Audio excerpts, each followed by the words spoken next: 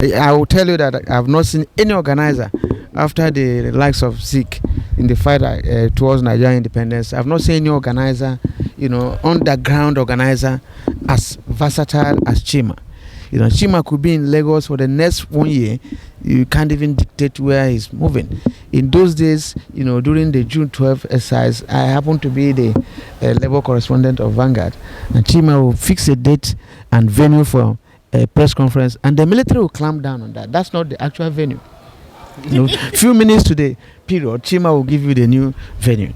And even the first people, the letter sent to the newsroom is not the letter that they will use. So Chima was thorough, he had courage, he was courageous. So I think if we have two Chimas, in Nigeria today, things will change.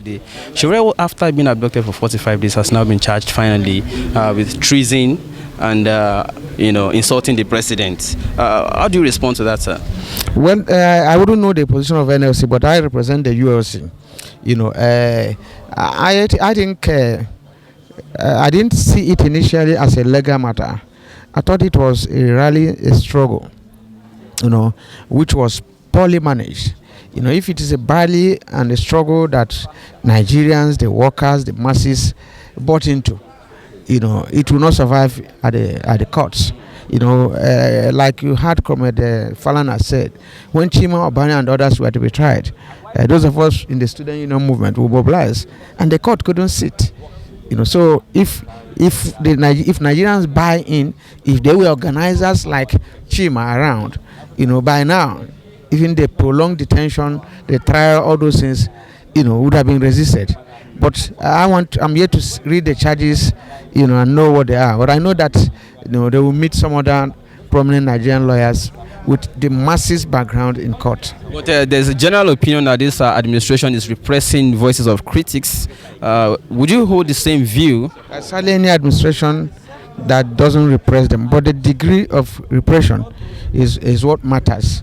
And I've not sat down to study between Buhari as a military president and Buhari as a civilian president, the one that was worse, or Babangida or Abacha, or even Obasanjo. The problem we have in this country is that continuously we have continued to recycle those military men in power. So, and there is a sharp difference between you military president and civilian president. So I think that is what we are still passing through.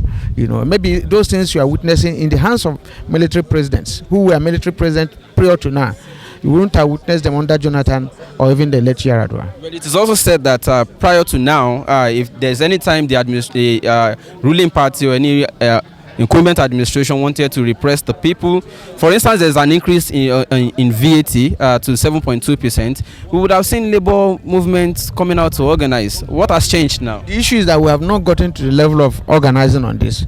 From the ULC, we have written, and it is widely published. We have expressed our disagreement on that. And it's actually 7.5%. And since we have done it, it is now left for us to take the further state direction on it. You have the TUC, you have the NLC. In most cases, we don't act alone. That's one thing we learned in the labor movement. So you can't continue to increase tariff of electricity, you increase VAT, and then even the minimum wage you are not paying. So those are issues that we must jointly take on board. Even for the students that are, talking about that minimum wage that has not currently been implemented as yet. Many people are still saying that why do the ruling class not want to sacrifice? They are currently planning to buy 5.5 billion naira cars for new members of the National Assembly. There's no minimum wage that has been gained, through ABEG. All minimum wages in this country since after independence are gained through struggle. When labor decides to handle this, properly through struggle, we'll get somewhere.